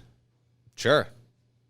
I'm saying a couple of his boys probably have guns, don't you think? That somebody around 3-4 security guys. You don't know who they are. It's the old school about Gretzky. The guy goes into the bar first. You don't even know who he's in. And then Gretzky comes in, and that guy's already sitting there to know. You know what I mean? Yeah. Okay, then I'm going to be honest with you. I just love John Morant since college. I'm going to say the same thing. Ja, please, no more nonsense. Put the gun away. Tell me about the time when you had the little thing on video about your daughter. I thought that was amazing. You have a chance to become the face of the league. 100%. Michael Jordan, LeBron, John Morant. It could go that way. His shoes sold out. I know, and the commercial's amazing. Oh, the commercial was one of the best. And I heard there's 2 more in the can. I believe it. Okay, so we're going to go there. In any event, before we sign off on the NBA basketball season, I just want to say one thing. Are we going to just push the LA Lakers to the side so we don't have to talk about them again? I shouldn't even have brought them up because already the talk about LeBron. Well, it's already becoming about Bronny and a whole going to USC. Nothing's happening. Can we just shut that nonsense down? Celebrate the fact that the Denver Nuggets are the NBA champions, and perhaps they're going to come back and play Milwaukee next year, and that should be the main story because then we can decide who's the greatest big man in the league. Then deciding what LeBron is having. Well, we for know lunch. who the greatest big man in the league is, but what's that? We know who the greatest big man in the league in terms of centers. You say it's a Joker? Yeah. Oh yeah, that's right. Center. Because Giannis is a forward. But I'm saying I'm saying if I had to start a franchise right now, I would still take. On that note, Giannis, great Joker, great player, great season. I love seeing him sitting with Djokovic. You see the two of them getting together for beers? That's a Serbian power couple. Oh, yeah. You know, that was really, really cool when I see that. Big shout out to Jamal Murray from Kitchener, Ontario, who I loved in college, by the way. I always thought he was one of the best Canadian players, like over Wiggins, because Wiggins was number 1, and I always thought, well, Jamal. But what I'm saying, and with Shea, let's say this much when we end this basketball segment. Can all these boys go out, sit down, smoke a couple spliffs maybe down on Toronto Island and say, let's put a team together for Canada? Because if I'd we love to put see all that. of our talent together, all our Canadian boys, and they never all show up at the same time. I know. But if we get all I mean, our for the States, it's Canadian like that too. But like they just have, but they have just a they have lot a more spoil of guys. riches. Yeah. They got a lot more. But if I'm telling you right now, if you took our best Canadian players, got them together, Nick Nurse, We'd have the you're our second coach. best team in the world. We're gonna be there. You know what I mean? So in any event, we're talking about teams that should be making the playoffs that we had spectacular expectations for.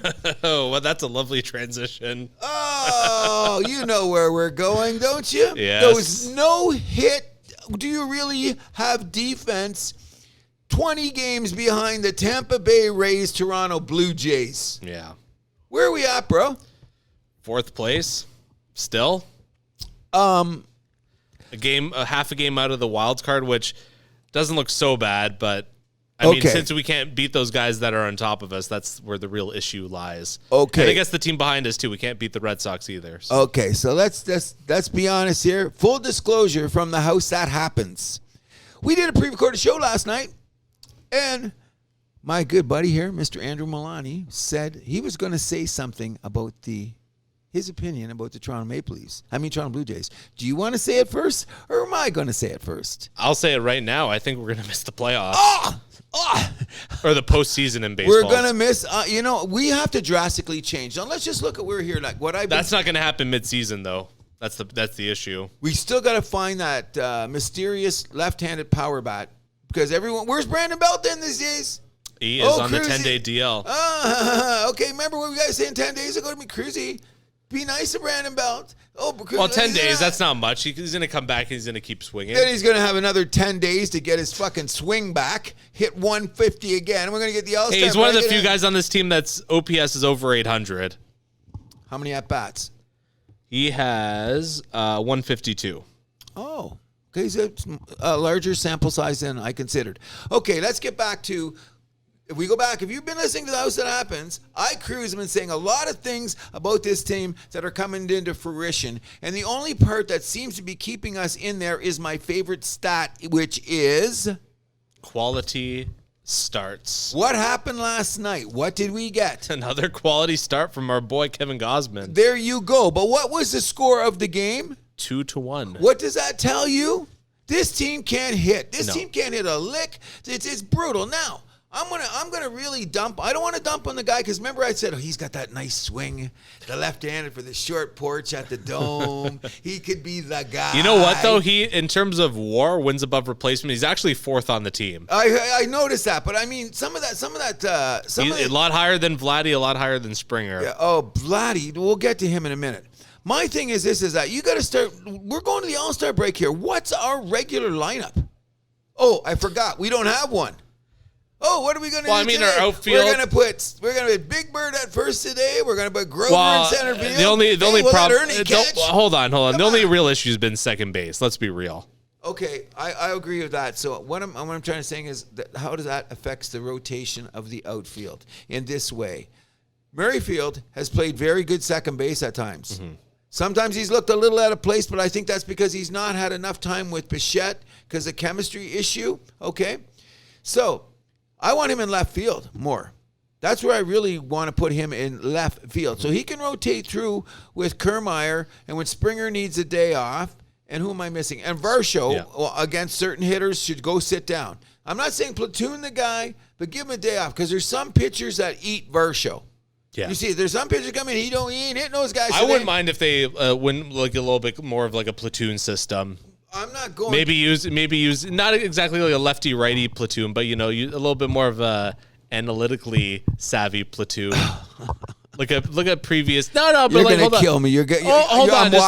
You're setting me up. You're setting me up brutally. I just said that to trigger you a little bit. Set me up. The guy's setting me up. Okay, I'm not. Okay, is my Hold lawyer on, in the room? Let me get a word in. Is my lawyer in the room before I say anything else? Is my lawyer in the room? But you can just look at past data. But like, how do you do against this pitcher in the past? Like I that can't kind of deny thing. that. You're killing me. But I'm trying to go there without going there. I'm trying to go there without being completely hypocritical. But I am looking at Cruz, versions. classic fence sitter Cruz.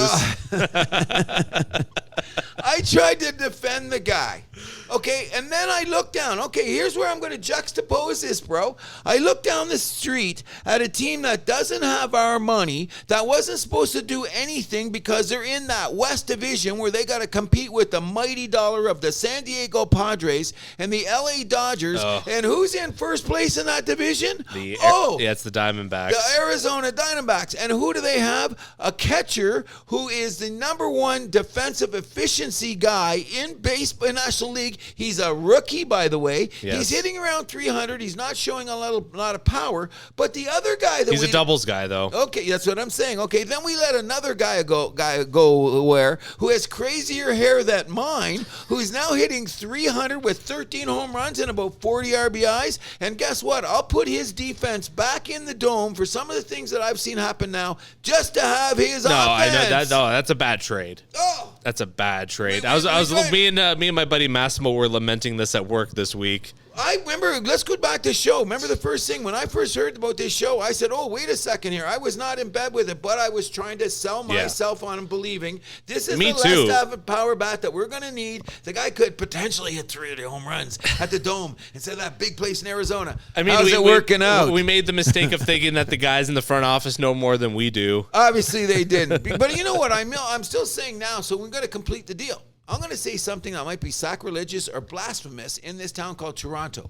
What we did is we tried to change the culture of the dugout, get rid of the jacket with that Latino player. Which you were all over last season. Let's not skirt around that. Okay, I'm going to say that. Okay, so now what you did is you pushed these guys away with the excuse that they were defensive liabilities. Remember that was the number one thing? I think that's bullshit now. They got them out of town so the guys wouldn't be smoking dope in the clubhouse or whatever the party they were doing. I don't know. But anyways, let's cut to the chase on. Look at that party atmosphere every day in the Jays dugout, and that's why they fired Montoya, because he was letting it go. Nobody had control of the team. Everyone knew from day one what his role was. Babysitter. Yeah, he can speak the language. Yeah. Okay. That's what. But then, there's some obviously interpersonnel issues here with the Blue Jays. I mean, Bichette and Guerrero, we've talked about this. It doesn't look like those two get along at all. You know what? Because Bichette comes from the old school, like his dad, who was a freaking let's come to the office and serious. Dante Bichette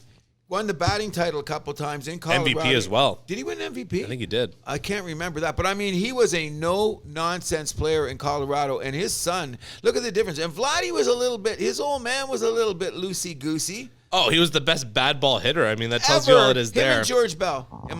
George Bell, too? George Bell was right up there. You know what I mean? George Bell was maybe not quite as good as a hitter as Vladdy, but he's my favorite player. Okay, so Bichette was not. I thought he was an MVP. He was All-star, definitely. He finished second for MVP one year, though, in 95. Yeah, and won the batting title, right? Yeah. He won a batting title? And was home... Silver Slugger. So he was home run leader and RBI leader in 95. How many did he hit? 43? I can find that. He was 30-30 the next year, though. Yeah. He was 30-30, I think, 2 years in a row, if I remember correctly. Good ball player, but then he didn't have the stamina, and guess what? He didn't have Bo's speed. Bo's got way more speed. And I think Bo's a little bit smaller than the old man, too. Yeah. You know what I mean? Because the old man was a little bit bigger, which maybe because Dante stayed at first base. He was never going to be no second baseman or shortstop. That's for damn sure. Let's see, 95, he hit 340. See? Yeah. He was, and they tried to say a little bit had to do with the thin air in Colorado BS. They always say that 340 is 340 in my books. Oh, sure. Okay, if you're hitting on Mars, you're hitting 340. I'm saying I want to hit 340. But in any event, I'm just saying this. I'm scared. I'm starting to realize that Toronto might not make the playoffs. Now, here's what the great. We're definitely not winning the division. Oh, no. That's gone with the win a long time ago. But here is the great juxtaposition that we are in again. They're in Texas. Where is Texas in the standings? They're first in the AL West. And they're one of the top teams in the American League. Now we're going into the house to steal games? Yeah, they have the third best record in the AL. Okay, so now we got there, and we got... Fourth best record in the majors. Thank you. This is a serious team with a great home record. So we won the first game of the series. All we got to do is take more. You want to win every series, we win more. So there we go. So what goes on here? Thank God we had Gozman as a pitcher. Now, today is up in the air. Do they announce the starter yet? I say it's going to be Trevor Francis. I really believe it is. And I hope he goes 4 innings now because he hasn't pitched. You hope it just doesn't turn into like a bullpen kind of day. Yeah, but look, he hasn't pitched since that day, has he? Notice they haven't brought him in, so they could be grooming him to go 4 innings. Because he pitched 3 innings the other day. He was sharp. He could have pitched 1 more, but because his pitch count, he hadn't built up his arm for that kind of a count. Yeah. So notice he has not pitched since that start. And they gave him that extra day off. Maybe he's building up his arm, so he's going to go 4 today. Is it improbable? It's got to be on now. The game's on a couple hours. The gambler's got to know. The gambler's got to know this stuff, man. You know what I mean? So they got to be saying who it is. You know, the lineup at the Pro Line store, who's starting. And you know what, if I'm betting on the game today, I'm not betting till I know who's pitching. That's a gimme. So I think it's going to be Trevor Francis. I really do. I'll try and find that, but... Is there any other surprises around the league besides Arizona's that you've looked at, baseball-wise? Let me take And so I'm going to say, yes, there is. Baltimore? The Baltimore Orioles in our division, the toughest division in baseball, are they for real? Didn't you figure they'd make the playoffs this year, though? No. Okay. I thought they'd have this start. I thought they'd look good. I just didn't think they'd have enough pitching. And I'm still questioning their pitching. However, they knocked the cover off the ball. There you go. Their defense is solid. Every day you go out there, buddy on first base, what's his name? The kid catcher. They're solid. And I hate Baltimore, by the way. I hate Baltimore. Them and their stupid, derpy-looking bird on their cap. It's been like that way since I was a kid. However, they are going to be another poster child when we talk about how do you build a team and how it can be sustained. Chicago Cubs had the idea with Epstein, but then he left town and everything fell apart. Everything fell apart quickly. No kidding. Well, apparently everything fell apart right after they won the World Series when Joe Madden wanted to have like the Halloween dress-up thing, and the players were just like, fuck this shit. Yeah, all that. It got a little bit crazy, but that's what I'm talking about. What was I just saying now about Baltimore? Jays still don't have a confirmed starter. Really? It's got to be Richards. Like, why wouldn't it be? I have no idea. It's interesting that they haven't announced it yet, but we'll get there on another basis. Anyways, my belief is this: if we don't start hitting, we're going to be like we're half a game out of the wild card, so to speak. And you know why? Because some of the other teams are weaker. Yeah. But what are you going to do? Is I don't want to be the play-in. When you're going to be beginning this season, you're going to say, "Oh, Toronto Blue Jays, we're going to be a play-in team." Oh, they have to. Well, they're not going to win the division, so no. they're forced But that's into what that I'm saying. spot. So what I'm saying is they've had a fall off, a precipitous fall off, because we were talking about them as potential World Series team. Especially, what was our biggest worry? Think about this now, and it's completely a joke. Our biggest worry was our 5th starter. Now our freaking ace is somewhere in Florida trying to lose weight. Yeah. You know what I mean? Think about it. I hope, hey, Manoa, if you're out there, Alex, hope things are going well. Hope to see you in August. Imagine if he had actually had a good start to the season. Between him, Gosman, Barrios, Bassett, we'd be laughing. We'd be in first place in the league, no problem. Like, look at what he has done for us from a starting point of view. Well, I don't know if about us being in first, but I think Tampa's had the amazing we'd run. be in a healthy second. Oh, no doubt about it. But you know what? And what's really great about the Tampa Bay Rays at this point in time is they have 2 legitimate MVP candidates on that team. Arguably 3. Arguably 3, you know what I mean? But your buddy at shortstop, because remember I was saying to the other guy, Wander Franco. Oh my God, he's my pick. He's my pick right now. And you know why? You know why I would even say even more? Because of his defense. Oh, no, 100%. Don't think about his 100%. Stick, not just his stick, but his defense. He's playing some of the best defense I see in the league from a shortstop position. And is that what you want? A shortstop can do that. I mean, he's how nice would that be? Oh, well, we got a guy that's close. Come on. Like, Bo's not that far away. But we talked about this before. Like, those plays where he's kind of got to go up to the ball, he's fine. But if he's got to go to the side or back, you're kind of clenching your fist. Yeah, especially when he's got to go into the hole and make a big throw. Oh, the proprietor's in the house. It's about time. Where's he been? Say hello, buddy. Serge, you want to come on? Come on, say hello. Oh, I will say this, man. I will say this, Serge. That's a badass Zeppelin shirt. I'm telling you right now, any Zeppelin fans in the house, and we are the house of Zeppelin. Serge, I got to tell people that I haven't seen that one. I've seen you wear a lot of Zeppelin shirts. Put your microphone on. Say something. Let us know you're here. Turn on the mic. Turn the mic. Let us know you're here. Come on. How's it going? Very good. Great Zeppelin shirt. Look at the date, 71 Wembley. Damn. You got to see the bootlegs I got in the car right now. Oh, really? I've seen a couple of them.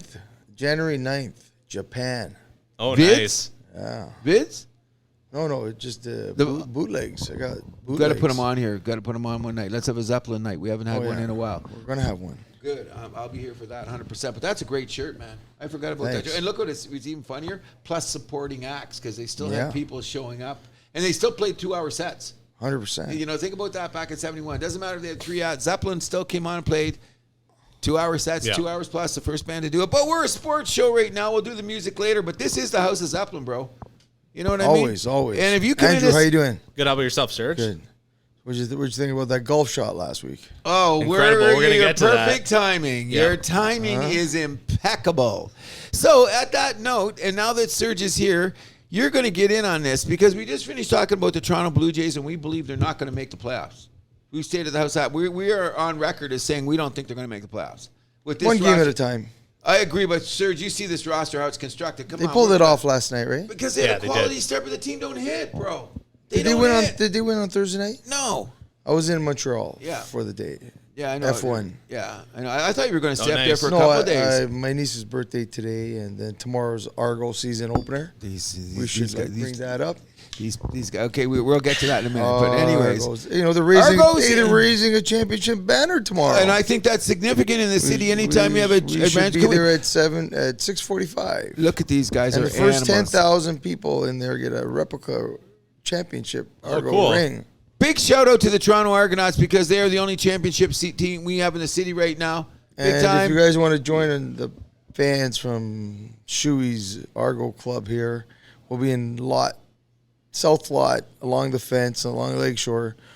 The game's at 7. We'll be there at 11. I'm predicting that you guys might get on TV. No. You know, when they come down there saying they're going to season, I got an idea you guys are going to get on TV. We don't want to be on TV. I'm just saying, you heard it here first, okay? We don't wanna be the on House That Happens says, I'm of the belief that Shoeys will be represented on the TV screen. We're just going to have some protein tomorrow and Oh, some you know, beverages. remember I'm on that site. I've been watching the preparations. This ain't a day at the church. Let's put it that way, bro. It's a championship. That's what tailgate. I'm saying. I like what you guys. I like your moxie. I And like if what you're doing. anybody wants to come down on July 21st, it's a Friday, we play the Ticats in Hamilton. I might do that. There's 'cause I'm a 14 big- tickets big family. available. I'll let you know about that with Zach because July family 14th? thing tomorrow. I might, that might July be interesting. 21st, I think it's a Friday. We're leaving here at 4. And we got Going to Hamilton. going to Hamilton. We I- have I- 14 I- seats, I'm second on and that. third row behind the bench. I'll And wear my Ricky Williams That day jersey. we will be on TV. Yes. Okay. Okay. I'm going to wear All my right. Ricky. Okay, I could be in on that. Yeah. Okay, I'm going to be in that. Anyway, Serge, you came for perfect timing. I can't wait till you did the show about. We did the theme show last night. I can't wait to hear it, but that's in the can. It's pre-recorded. I kind of kicked the hell out of Jock Lemaire a bit. You know, whether you like it or not, we weren't the nicest to Jock, but we gave him his credit. But Stop anyways, picking on him. had to. In any event, Serge, we wanted to end the show this way this week, and we were talking about last week for the first time since before I was born, a Canadian won the Canadian Open golf tournament. Yep. Not only did he win it, it was in sudden death overtime. Fourth holes, playoff hole. Fourth playoff hole with a 72-foot, 6-inch putt he drained. I jumped off the couch. The other golfer started walking to put his ball down. Exactly, because it was I'm going there. Now, congratulations to Nick Taylor for ending the drought. Good golfer. Yeah. I'm glad that he won. What I'm really proud of is the things like at the 14th hole where they busted into Old Canada, and everybody in America was saying, oh, those Canadians, they're always polite. They're always staid. They're always so this. Oh, really? Did you hear what I was saying on some of the sports shows? And I agree because I was watching it. PTI. Best tournament of the year so far. A couple guys on Around the Horn. Best golf tournament of the year so far. So you know what I'm talking when we've already had the great. players, we had the masters, but I mean from a competitive point of view, because the way when I watch a lot of golf, and it was very competitive down the end, a lot of tournaments have been the end. Great shout out to Nick Taylor. However, Serge, here is the question. Where is this shot in the annals of great Canadian sports moments? Now, I'll give you an example of one so that is up there, but I don't even think it's close. And we're talking about golf. Is Mike Weir's winning the Masters? Okay, that's a start. Sure. That's bigger than that. So where do we put this in? Like, let's just think about, like you're saying, the golden goal. Yeah. Yeah. Well, why don't we I think we got to wait a bit. Let the year end, then put it into perspective, a lot of other things can happen still. I agree, but everybody's been talking about it because such it was a magnanimous moment for the country, and it was on national TV in America. Everybody's seen the it's right up there. rocking, It's right and up everybody's there. saying, so I'm going to go there. I'm saying, and I hate to say this as a Canadian, I think it's a tad overrated.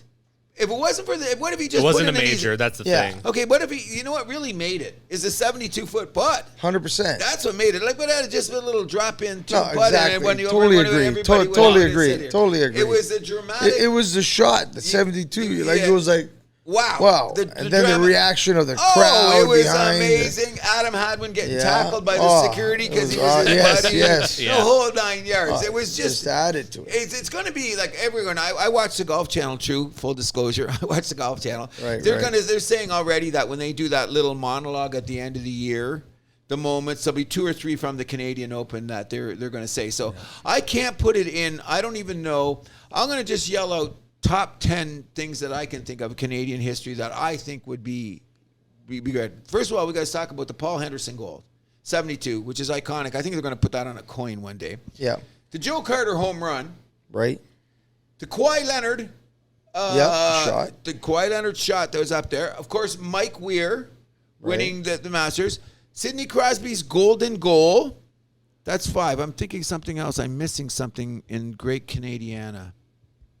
The women winning the Olympic. What about the soccer team? The Yep. women's What soccer about, Bianca team. what about winning the US 87? Open. What about 19, Bronco winning the U.S. Open. What about 1987? The Lemieux goal. Oh, that's up Canada there. Cup. That's Canada bigger. Cup. That's that. Canada Okay, Cup. if we had to say 10-10-1 because there's so many Canada Cups and stuff. But if I That had to was say, in the overtime, you know? Yeah, exactly. But if I had to say my Gretzky 10 saw- Canadians moments, that'd be number 10. Then I'd work from the Gretzky to Lemieux goal. I'd work from number 10 and work my way down. I think I should be able to find 9 more things in Canadian basketball. I mean, Canadian Sports history. Well, Montreal winning those 4 cups in a row. One that of course, we keep tabs on the Habs here, bro. A couple that got I defended the house today. Right, Good. right. as a racing guy, a couple that got forgotten. by a Gilles lot of people. Villeneuve. Jacques Villeneuve. Villeneuve. He Yeah. won the Indy 500 2 years later. He won Formula One. Yes. Right. Oh, yeah. That would be. I forgot. I was at his course this weekend. It was, I was there yesterday. Gilles Villeneuve, of course. Gilles Yeah, Villeneuve, yeah, of course. And John Draper Do Park. you think Jocks was bigger than Gilles only Gilles because never won.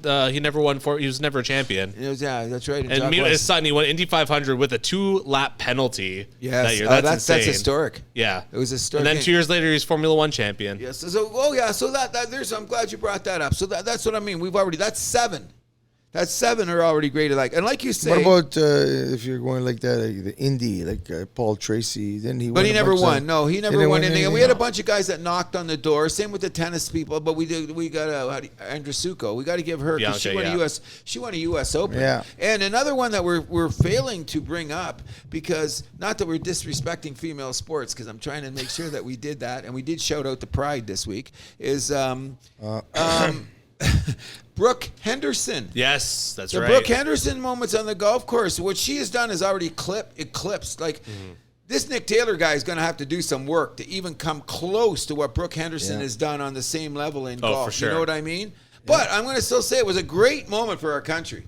Oh, Like, I like the best because we're on CBS Sports. Sunday afternoon, one of the highest rated sports shows, and they're 10 minutes away from the house. I should have went over. Where was it? 10 minutes, Jane, Yeah. whatever. Oakdale, yeah. We're Jane 10 Shepherd. Jane Shepherd. We're 10 minutes from the course. We're in a national audience. We represented. You know what? I was so proud, bro. I was proud. That weekend, I had people from the States, from Quebec. Here, All kinds of fans. Like they came by themselves, and they were just. I talked to some passionate women. about it. Yes. Okay. You want to know something, Serge? And we should point this out here because the house that happened is sponsored by Shuey's Bar and Grill. You must have a site where people find you. What does it say? When you're at the airport, you want to go somewhere it's cool, does Shuey's point up? I'm not sure. I don't follow that social media. Neither. Okay, but Serge, jump back. This is a proprietor. This is when that punching bag should come down and hit him in the head because you're obviously attracting people from all over the world because I'm talking to him. Hey. I'm at the bar. Where are you from? One the guy from Denmark one night. How did you find out about it? Well, I went on the phone and it said, because you know what the great thing, Serge, and you should be proud of this? They don't want to go to a franchise. They're looking for the local flavor of the neighborhood, and somehow they came here. Look how many people. Yeah. Well, you know, it's kind of neat. First of all, it's not my place. It's your place. It's I've known that Andrew's for place. years. It's everybody's place. So you come. Josh's place. You know what I'm I'm saying? You come saying? and you treat it like your own. I've done that since the day I've stepped in here. So that's what type of people come I here. still remember. Can I tell the little story? Can I have a little story about Serge and I and the history of Shoey's? The first night I came into Shoey's, I said something about a band. I Mother Earth did this, and then I said Chris Cornell did this at a show. Now I didn't really know Serge that, and I left the house, and Serge said, "That guy with the fro, do you think he knows what he's talking about? What's this show? I got that tape at home. I'm gonna go home and fact check that motherfucker." Serge goes home, unbeknownst to me, because I didn't see Serge yet. He told everybody else, that fucker was right. I looked at the thing that Chris Cornell got in the bar. So at this time, Serge did not own the establishment. However, within a year to that, Serge became the proprietor, and he told people, you know who's going to start coming in here? I'll start getting guys like that guy with the fro. You're going to hear about bands coming in their door. I remember coming in the door, Serge, and Serge seen me first. He said, I told you they would come.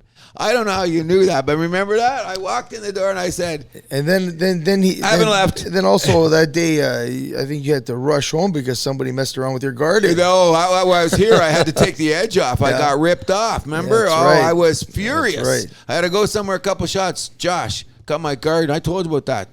I got my garden taken. I was livid. 14, bro. Full bloom. I left the place for once. I know the story. I don't want to bring it up. But Serge, I'm not an angry guy, but ooh. Okay, guys, I got to get going. Thanks for the two big. We're just about to end the show. I just got to go to the gym to get ready for the Argo tailgate. All right. Do biceps. Enjoy. Yes. On that note, is there anything else you'd like to bring to the show? Congratulations to Novak Djokovic, became the all-time leader in majors once again with his win at the French Open. Glad to bring that up. He's the other Joker, and I think now that she should be less hated and more respected. Yeah, the main king of Serbia, I guess we can call him. The main king of Serbia. You know what I mean? Is there anything else you'd like to bring up? This is Joshua in the house right now. Shout out Josh. And you should also be hearing his music. Very good music guy. Oh, okay, we'll do. Yes, he is. Product of our society, but he's doing something new since then. Okay. Give him a shout out. Also want to bring up Formula One in Montreal this weekend. Oh, we would be just a big shout out to Chris Andula, my co-worker who's up there, is going to be bringing me back a souvenir. I got to text him for that. I'm going to probably go home and watch the qualifying. Yeah, because it's on the thing anyway. So we'll be taking that. Because we're at the house that happened. We do say hello to Formula One as much as we possibly can. That's right. But I'm going to end the note on one little thing here that I think is just as significant as anything else that happens in the world, because I have a belief now that the social justice engineering in this world says some people are more equal than others, and I think we should stop that. I'm not going to admonish any group, gender, club, race, or anything. I'm just saying that we should start having a respect for something that we call men. Men.